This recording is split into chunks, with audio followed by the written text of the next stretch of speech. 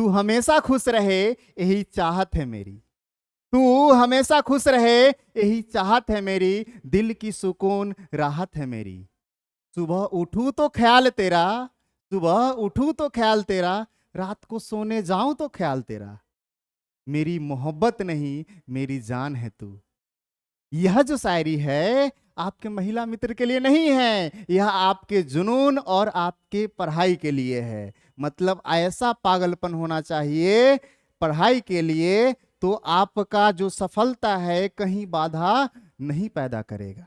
तो चलिए आज हम लेकर के आए हैं आप सभी के लिए रेशियो का 9वां या 10वां पार्ट है ना, 10वां पार्ट लेकर के आए हैं। चलिए हम स्टार्ट करते हैं आपके लिए आज का सेशन।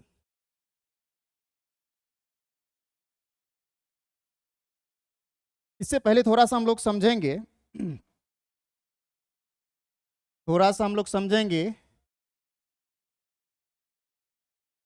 डायरेक्टली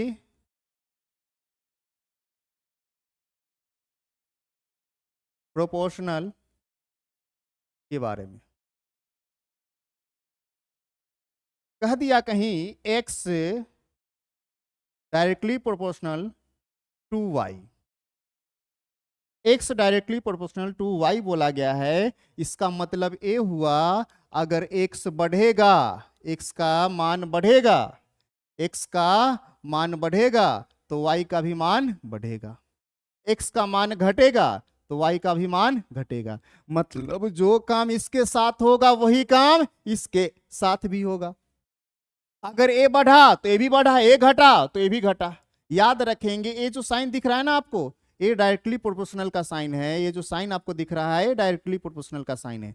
अगर इस साइन को गायब करना चाहते हैं, हटाना चाहते हैं, तो याद रखेंगे एक कांस्टेंट पीछे चिपकेगा, किसके, तो आगे वाले के साथ। इसके साथ एक कांस्टेंट नंबर चिपकेगा, इसको हम कहेंगे ये हमारा है, कोई भी कांस्टेंट नंबर हो सकता है, एनी कांस्टेंट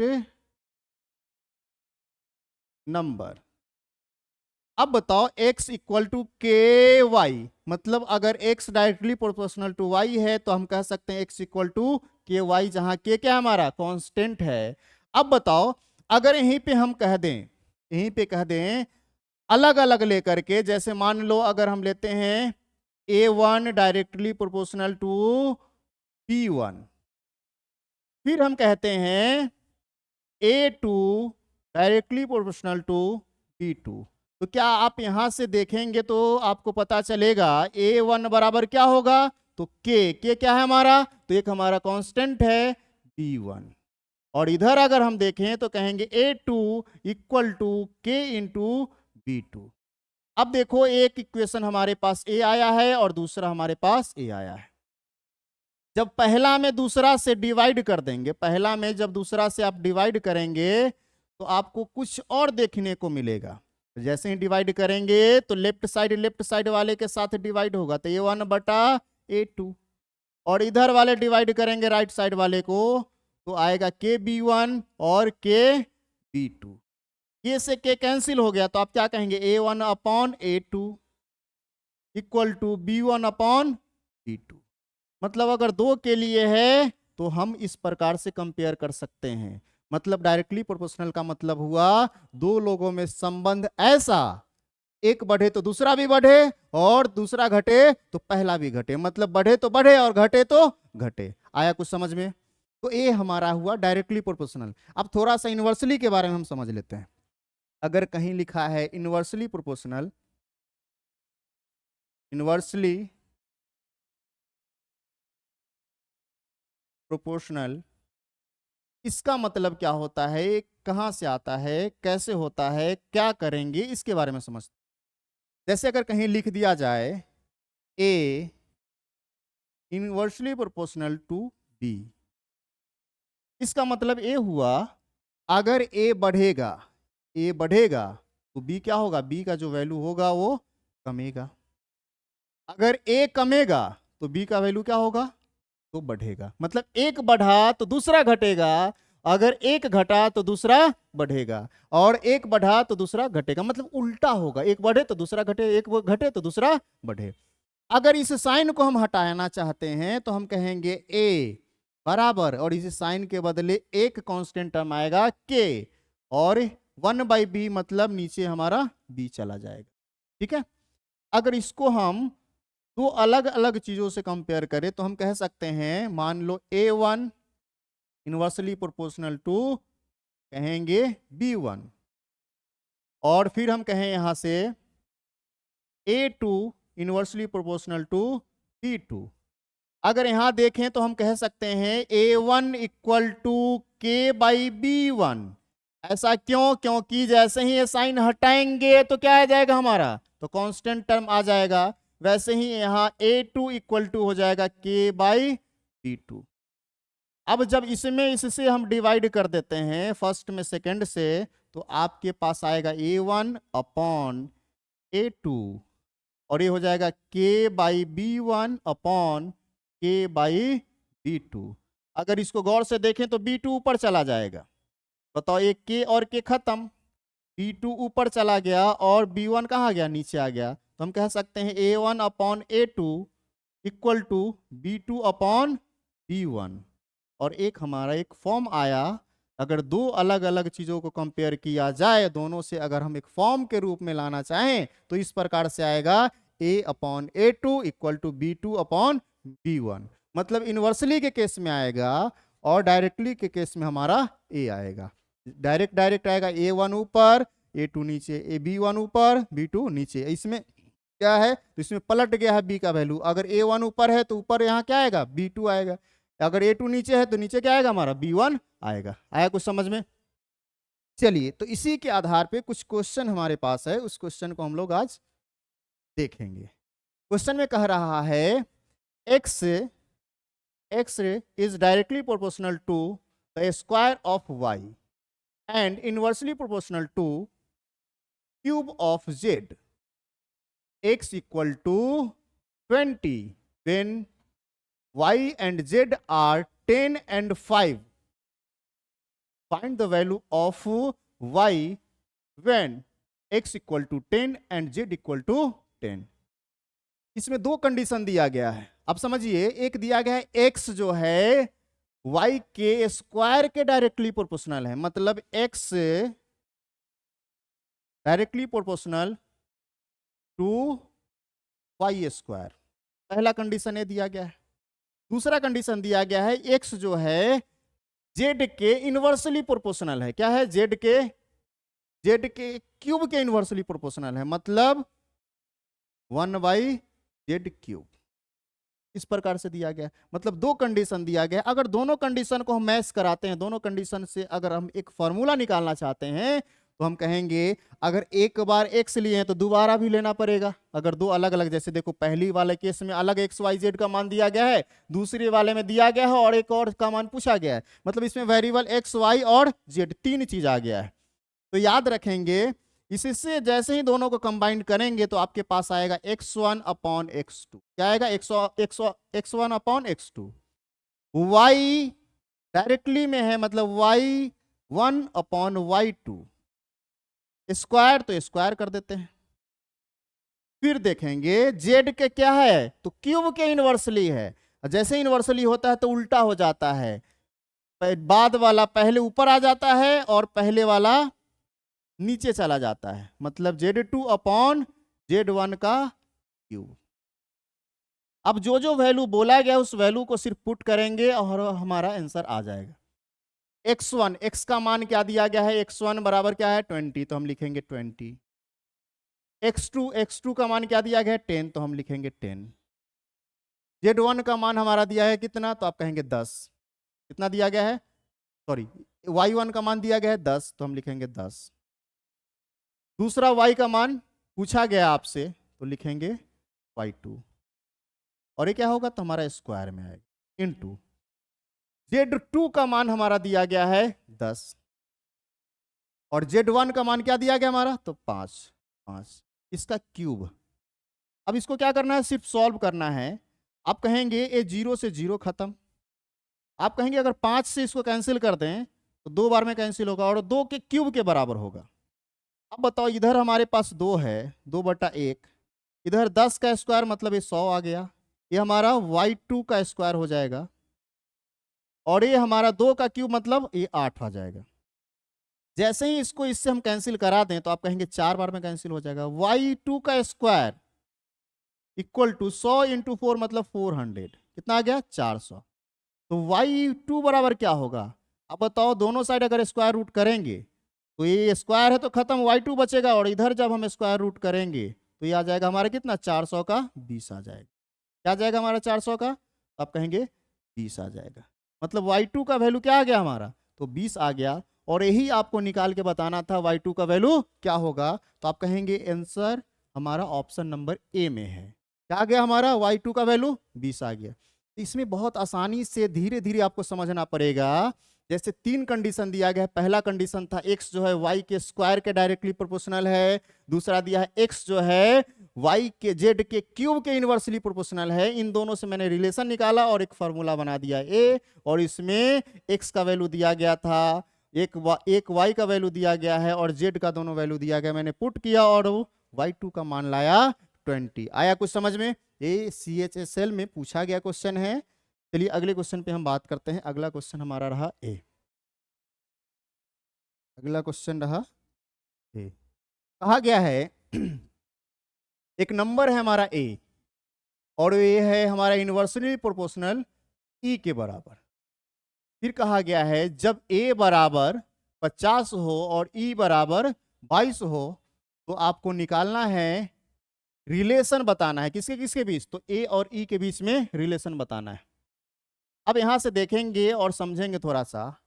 कहा गया है ए जो है y के इनवर्सली प्रोपोर्शनल है, सॉरी ई के इनवर्सली प्रोपोर्शनल है, मतलब ए इनवर्सली प्रोपोर्शनल टू ई। अब बताओ ए बराबर हम क्या बोलेंगे, ए यहां से हम क्या बोलेंगे, हम कहेंगे ए बराबर, जैसे ही ये साइन हटेगा तो एक वेरिएबल आए, एक कांस्टेंट आएगा हमारा के आएगा, और ई नीचे आ जाएगा। ए का वैल्यू दे दिया गया है कितना 50, तो आप क्या कहेंगे के, और ई का वैल्यू दे दिया गया है 22। तो अगर हम आपसे पूछ ले के बराबर क्या होगा, तो 22 इधर जाके गुना होगा, तो 22 गुने 5 110, और पहले से एक जीरो, मतलब के का वैल्यू कितना आ गया, तो आप कहेंगे 1100 आ गया।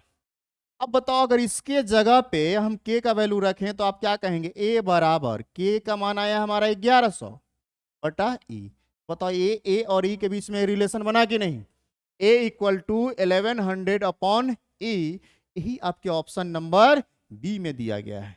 Option number B, A equal to 1100 upon E दिया गया है। आया कुछ समझ में, सिर्फ इतना कहा गया था ए जो है इनवर्सली प्रोपोर्शनल है ई के, और ए का वैल्यू 50 और ई का वैल्यू 22 दिया गया है, तो बोला गया इन दोनों के बीच में रिलेशन बताओ और ऑप्शन के हिसाब से बता दो हमारा क्या होगा। क्या होगा, ऑप्शन नंबर बी हमारा इसका सही आंसर। चलिए अगले क्वेश्चन पे बात करते हैं। अगला क्वेश्चन में कहा है x inversely proportional to the square of y। x जो है इनवर्सली प्रोपोर्शनल है y के स्क्वायर के। पहला कंडीशन आपका ए मिला। फिर कहा गया है y equal to 3, x equal to 2। तो बोला गया है x का वैल्यू क्या होगा, x का वैल्यू क्या होगा जब y बराबर 4 होगा। तो यहां से जैसे ही अगर कंडीशन में हम आए निकालें तो हम बताए हैं आपको x1 upon x2 equal to, inversely है तो y ऊपर चला जाएगा तो y2, और नीचे आ जाएगा y1, मतलब इनवर्स होगा और इसके स्क्वायर के बराबर होगा। अब जो बोला गया है उसको सिर्फ पुट करना है। x1 का मान क्या होगा, तो x1 बराबर हमारा 2 दिया गया है। दूसरा x2 तो निकालना ही है आपको। y1 का मान दिया गया है 2 और y2 का मान दिया गया है 4। तो y2 का मान हमारा 4 और y1 का मान हमारा क्या दिया गया है 3, और इसके स्क्वायर के बराबर होगा। तो आप कहेंगे 2 बटा x2 इक्वल टू 16 बटा 9। जैसे ही स्क्वायर करेंगे तो इसको कैंसिल कराएंगे तो क्या आ जाएगा हमारा 8 आ जाएगा। तो आप क्या कहेंगे, आप कहेंगे यहां से ये जो हमारा आया 1/x2 इक्वल टू 8 अपॉन 9। अब जैसे ही इसको हम पलट देंगे तो ये हमारा x2 हो जाएगा, तो इधर वाला भी पलटेगा तो ये हो जाएगा 9/8। 9/8 को अगर हम चेंज करें तो हम कह सकते हैं मिक्स फ्रैक्शन में 1 से ही 1/8, या तो इस फॉर्म में आंसर रहेगा या इस फॉर्म में आंसर रहेगा। तो देखते हैं कि इस फॉर्म में, तो इसी फॉर्म में जो ऑप्शन नंबर बी में दिया गया है 9/8 भी हमारा हो सकता है, 1 से ही 1/8 भी हमारा आंसर हो सकता है। आया कुछ समझ में? फिर से एक बार समझ लेते हैं। कहा गया x जो है इनवर्सली प्रोपोर्शनल है y के स्क्वायर के, तो यहां से x inversely proportional y square. अब यहां से देखेंगे x1 अपॉन x2 इनवर्सली होता है, तो मैंने बताया है कंडीशन, क्या बताया है, देखो यहाँ कंडीशन क्या बताया है इनवर्सली के लिए, यहाँ देखो उलट जाता है ना, उलट गया है। तो वैसे ही यहाँ पे हम क्या कर दिए हैं, उलट दिए हैं। उलट करके उसके बाद y2 y1 और x1 का वैल्यू दिया गया था, पुट किए हैं और x2 का मान निकाल दिए हैं, जो आया है ऑप्शन नंबर बी में। आया समझ में? तो चलिए हम आगे की ओर बढ़ते हैं। अगला क्वेश्चन रहा आपका ए। कहा गया है p जो है q के स्क्वायर के इनवर्सली प्रोपोर्शनल है। p जो है q के स्क्वायर के इनवर्सली प्रोपोर्शनल है और q बराबर दिया गया है 2.4, p बराबर दिया है 1.4। फिर बोला गया जब p 6 हो तो q का मान क्या होगा, ये आपको बताना है। तो यहां से जैसे ही आप देखेंगे तो एक कंडीशन मिलेगा आपको, जो पीछे बताए हैं आपको, क्या आएगा, p1 अपॉन p2। इनवर्सली है तो उलट जाएगा, तो आप कहेंगे q1 q2 upon q1, square है तो स्क्वायर कर देंगे। बताओ P1 का वैल्यू क्या दिया गया है, तो P1 का वैल्यू हमारा 1.5 है, क्या है 1.5।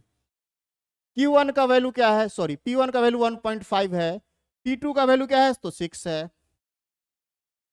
Q1 का वैल्यू Q2 का वैल्यू निकालना है, और Q1 का वैल्यू की अगर बात करें तो दिया गया 2.4, क्या दिया गया 2.4, और इसके स्क्वायर अगर हम देखें यहां से तो हम कह सकते हैं इसको, सिर्फ इसको अगर हम देखें तो Q2 का स्क्वायर ऊपर और नीचे भी स्क्वायर में अगर हम लाएं तो आप कहेंगे ये 2.4 इंटू 2.4।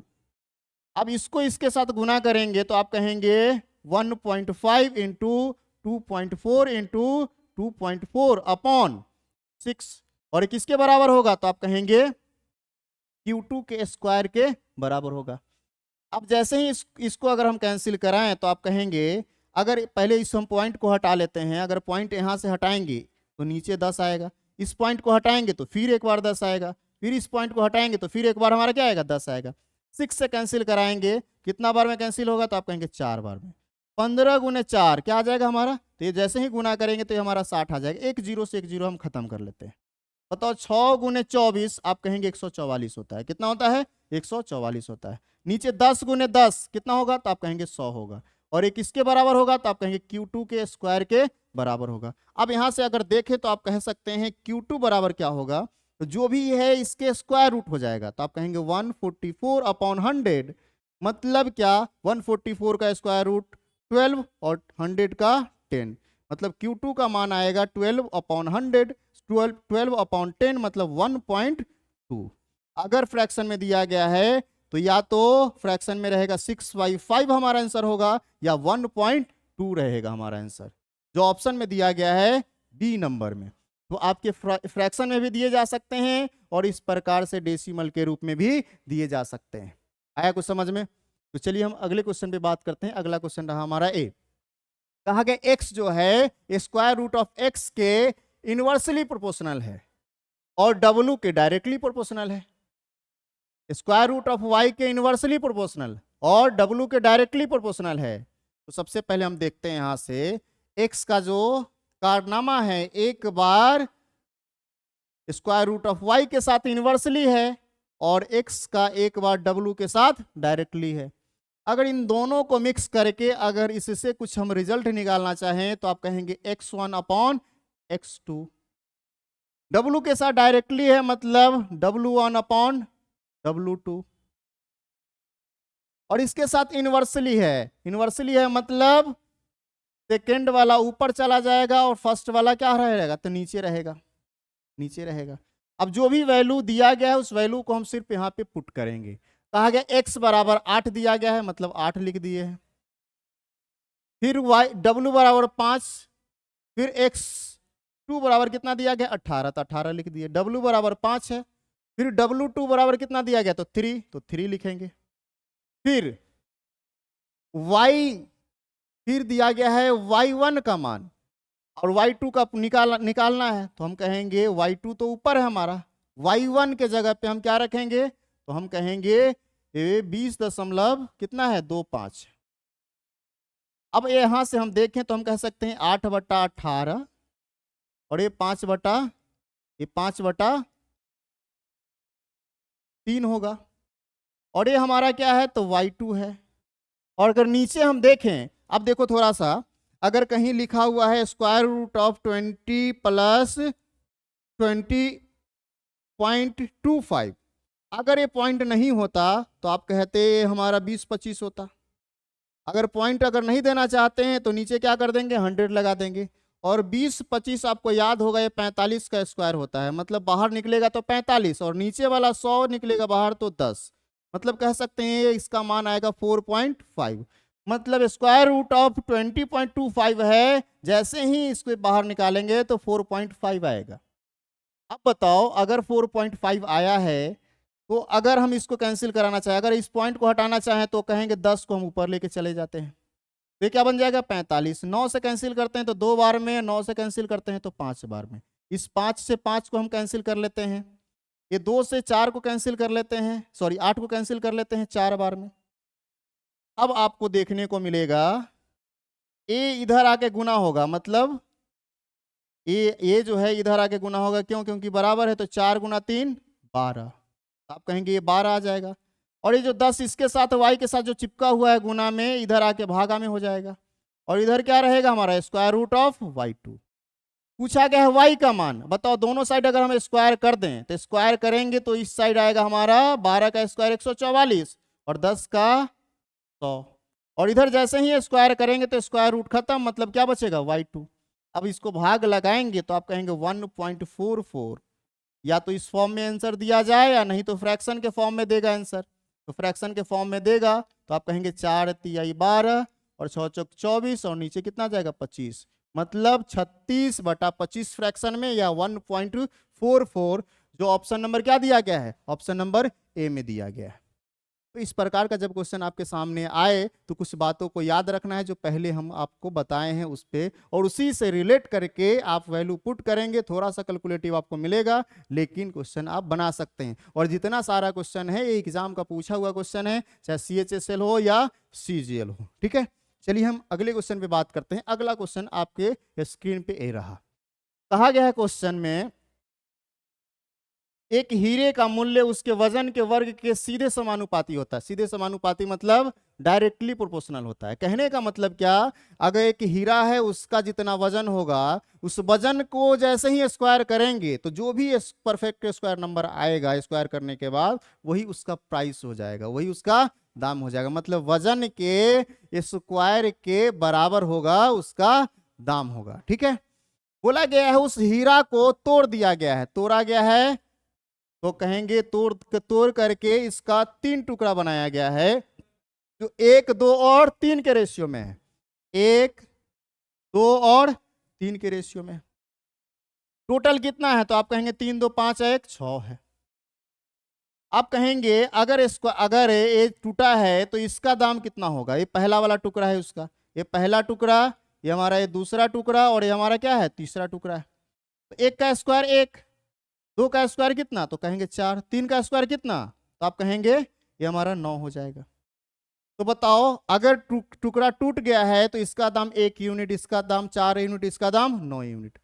कहा गया है टुकड़ों का, तो 3 टुकड़ों का टोटल प्राइस कितना है, तो आप कहेंगे 49,000 है। अब 3 टुकड़ों का टोटल प्राइस की बात करते हैं तो आप कहेंगे 9, 4, 13 और 1 14, कितना 14। ये सारा का सारा किस में है, तो आप कहेंगे सारा का सारा ये यूनिट में आया है। किस में आया है, यूनिट में आया है, रेशियो में आया है। तो 14 यूनिट का वैल्यू कितना दिया गया है, तो आप कहेंगे 49,000 दिया गया है। 14 यूनिट का वैल्यू 49,000। तो आप कहेंगे 1 यूनिट का वैल्यू बता दो, तो 1 यूनिट बराबर क्या होगा, जैसे ही इसमें 14 से भाग लगाएंगे तो आप कहेंगे 14 से भाग लगाएंगे तो 7 दूना 14 और ये हो जाएगा 7 7 49, मतलब 7,000। फिर इससे कैंसिल करेंगे मतलब 3500 आ जाएगा। कितना आ जाएगा 3500, मतलब 1 यूनिट का मान कितना आ गया, तो आप कहेंगे 3500 आया। बोला गया है उसका ओरिजिनल दाम क्या था बताना है, वास्तविक मूल्य उसका क्या था ये आपको बताना है। तो वास्तविक उसका वजन कितना था, तो आप कहेंगे 6 यूनिट। जब इसको स्क्वायर करेंगे तो कितना मिलेगा, तो आप कहेंगे 36 यूनिट। मतलब इसी 36 यूनिट का मान आपको निकालना था, तो 36 यूनिट का मान निकालेंगे तो आप कहेंगे 36 गुने 3500, 36 गुने 3500, 36 गुने 35 करेंगे, 35 का स्क्वायर 1225, और 1225 में एक बार और 35 जोड़ देंगे तो कितना आ जाएगा हमारा 1260 आ जाएगा। और 2 जीरो और है, कहने का मतलब ऑप्शन नंबर कितना दिया गया है, तो ऑप्शन नंबर बी दिया गया है। ठीक है, 1,26,000, 1,26,000 जब 35 और 36 को गुना करेंगे, याद रखेंगे 36 और 35 जब गुना करना है तो किसी एक का स्क्वायर याद होना चाहिए। अगर इसका स्क्वायर याद है छोटे वाला का तो एक बार और छोटा वाला नंबर उसमें ऐड करेंगे, बड़े वाला का स्क्वायर याद है तो उसको एक बार और घटाएंगे। ऐसे जैसे अगर हम इसकी बात करते हैं 36 का, तो इसका 1296 होता है, 1296 में से 36 घटाएंगे तो क्या हो जाएगा 1260 हो जाएगा। और पहले से 2 जीरो था तो 2 जीरो और चिपक गया, मतलब 1,26,000 ओरिजिनल इसका प्राइस था पहले से। आया समझ में? तो चलिए हम आगे की ओर बढ़ते हैं, अगले क्वेश्चन की ओर। कहा गया हीरा का जो प्राइस है उसके वजन के क्या है, स्क्वायर के बराबर है। एक आदमी ने इसको 3, 5 और 7 के रेशियो में क्या कर दिया है, टुकड़ा में तोड़ दिया गया है गलती से। तो इस तरह से उसे 42,600 रुपया का क्या हुआ है, तो लॉस हुआ, खो दिया है मतलब लॉस हो गया। क्या हुआ है, लॉस हुआ है। तो पूछा गया है इसका प्राइस क्या था, ये प्राइस आपको क्या करना है, बताना है। अब बताओ 3, 5 और 7 के अनुपात में तोड़ा है, मतलब पहले कितना था, 7, 5, 12 और 3, 15 था। अब बताओ थोड़ा सा समझो यहाँ पे, अगर आपके पास 1 केजी सोना है या हीरा है, अगर उसको आप 3 भाग में तोड़ देते हैं, जैसे 200 ग्राम, 300 ग्राम और 500 ग्राम में तोड़ देते हैं, बताओ तोड़ने के बाद वजन कमेगा, वजन तो 1 केजी का 1 केजी ही रहेगा, तो तोड़ने के बाद भी वजन उतना ही रहेगा। तो बताओ पहले ये तोड़े हैं, टोटल था कितना, मान लो 15 यूनिट है, तो इसको 7, 5 और 3 में तोड़े। लेकिन जो काम करेगा ना, दाम की बात करेगा, तो दाम हमेशा उसके वजन के स्क्वायर के बराबर होगा, चाहे पहले एक हिस्सा में रहे या उसको जितना भाग में तोड़ दे, जितना पार्ट में ब्रेक कर दे, उसके बाद उसके हिसाब से उसका भी दाम होगा। जैसे अगर 3 यूनिट है तो इसका स्क्वायर कितना हो जाएगा 9, मतलब इसका दाम 9 यूनिट। 5 है तो इसका कितना हो जाएगा 25, और ये 7 है तो इसका कितना हो जाएगा, तो आप कहेंगे 49। अब बताओ अगर ये जब टूटा नहीं था तो 15 यूनिट था, तो 15 यूनिट मतलब इसके 15 के स्क्वायर के बराबर उसका दाम होगा, मतलब इसका जो प्राइस होगा आप कहेंगे इसके स्क्वायर के बराबर। 15 का स्क्वायर कितना होता था, आप कहेंगे 225 होता है। और जैसे ही टूटा तो अब जब इसको इस सब को जोड़ेंगे तो आप कहेंगे 49, 49 और 25 जोड़ेंगे तो 74, और 9 उसमें और जोड़ देंगे तो आप कहेंगे 83 आ जाएगा। कितना आ जाएगा, 83 आएगा। 49, 25 को जोड़ेंगे तो 74 आएगा, 74 में जैसे ही आप 9 को ऐड करेंगे तो कितना आएगा, तो 83 आएगा। मतलब पहले 225 यूनिट उसका दाम था, जैसे ही टूट गया तो 83 यूनिट उसका दाम हो गया।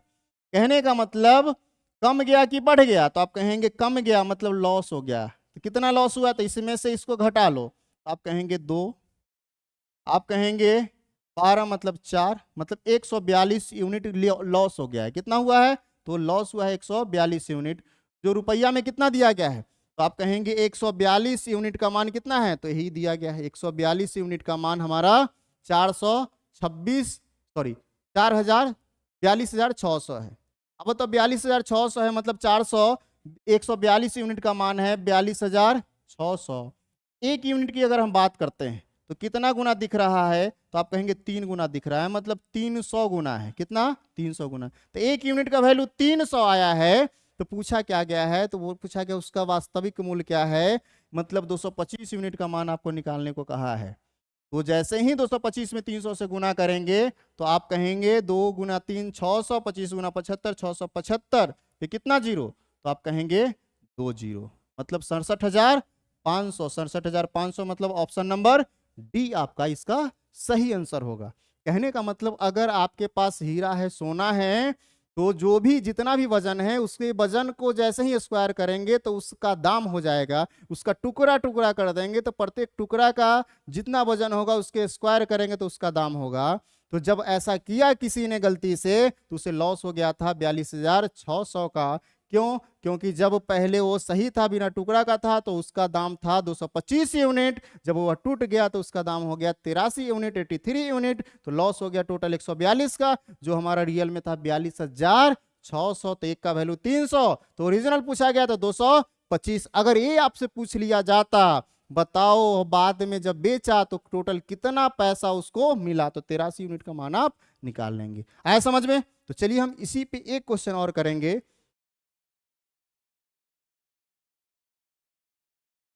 क्वेश्चन में कह रहा है, कहानी सेम है, इसमें भी कोई हीरा है, उसके वजन के स्क्वायर के बराबर उसका दाम है, और एक आदमी ने उसे 2, 5 और 3 के रेशियो में क्या कर दिया है, ब्रेक कर दिया है, तोड़ दिया है।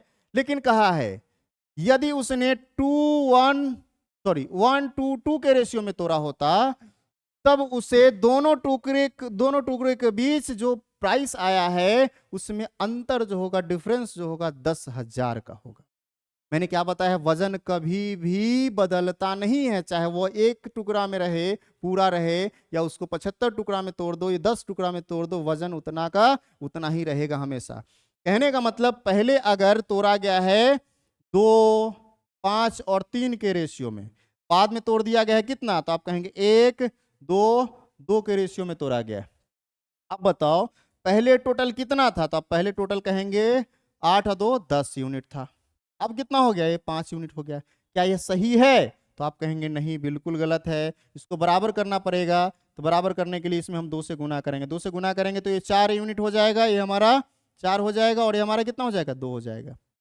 अब हम बात करते हैं, जब यह टुकड़ा पहला जब टूटा था, इसका दाम क्या होगा, तो आप कहेंगे इसका जो दाम होगा 2 का स्क्वायर कितना, तो आप कहेंगे 4, 2 का स्क्वायर 4, 5 का स्क्वायर कितना, तो आप कहेंगे 25, 3 का स्क्वायर कितना, तो आप कहेंगे 9। तो पहले कितना था, तो आप कहेंगे 25 और 9 34 और 4 38 यूनिट, कितना 38 यूनिट। जब यह दूसरी बार जब तोड़ा गया है, इसका दाम का क्या होगा, तो आप कहेंगे 2 का स्क्वायर 4, 4 का स्क्वायर 16, फिर 4 का स्क्वायर 16, 32 और 4 36, कितना यूनिट, तो 36 यूनिट। बताओ पहले जब तोड़ा था तो 36 यूनिट मिल रहा था, जब बाद में तोड़ा तो 36, सॉरी, पहले जब तोड़ा तो 38 यूनिट, बाद में जब तोड़ा तो 36 यूनिट। तो लॉस हुआ कितना का, तो आप कहेंगे 2 यूनिट का लॉस हुआ। कितना यूनिट का, 2 यूनिट का। जो रियल में दिया गया है कितना, तो 10,000 दिया गया है। कितना दिया गया है, तो 10,000 दिया गया है। तो 1 यूनिट का मान कितना हो जाएगा, तो आप कहेंगे 1 यूनिट का मान 5,000 आएगा। तो पूछा क्या गया है, तो पूछा गया है हीरे का मूल कीमत क्या है, ओरिजिनल प्राइस उसका क्या है, ये आप बताएं। तो ओरिजिनल प्राइस कैसे पता चलेगा, तो जो ओरिजिनल वजन होगा उससे, तो ओरिजिनल वजन कितना था, तो 10, तो 10 का स्क्वायर कितना, मतलब 100 यूनिट का मान आपको निकालना पड़ेगा। तो बताओ 1 यूनिट का मान आपका 5,000 है, तो 100 यूनिट का मान कितना हो जाएगा, तो 100 में 5,000 से जब गुना करेंगे तो आपको मिलेगा कितना, तो आप कहेंगे 5 लाख मिलेगा। कितना मिलेगा, 5 लाख, जो ऑप्शन नंबर क्या दिया गया है, बी में दिया गया है। मतलब जब हीरा हो या सोना हो, जब उसको आप तोड़ेंगे तो वजन के स्क्वायर के बराबर अगर उसका दाम है, वजन के स्क्वायर के बराबर उसका दाम है, तो टूटने के बाद भी वही कंडीशन फॉलो होगा। ठीक है, तो इस प्रकार के क्वेश्चन जो आएंगे तो आप डिफिनेट कर लेंगे। आज हम डायरेक्टली प्रोपोर्शनल, इन्वर्सली प्रोपोर्शनल पे बात किए हैं और इससे रिलेटेड कुछ क्वेश्चन किए हैं। चलिए आज के लिए इतना ही, फिर मिलते हैं हम लोग अगले सेशन में, अगले वीडियो में। तब तक के लिए जय हिंद, जय भारत।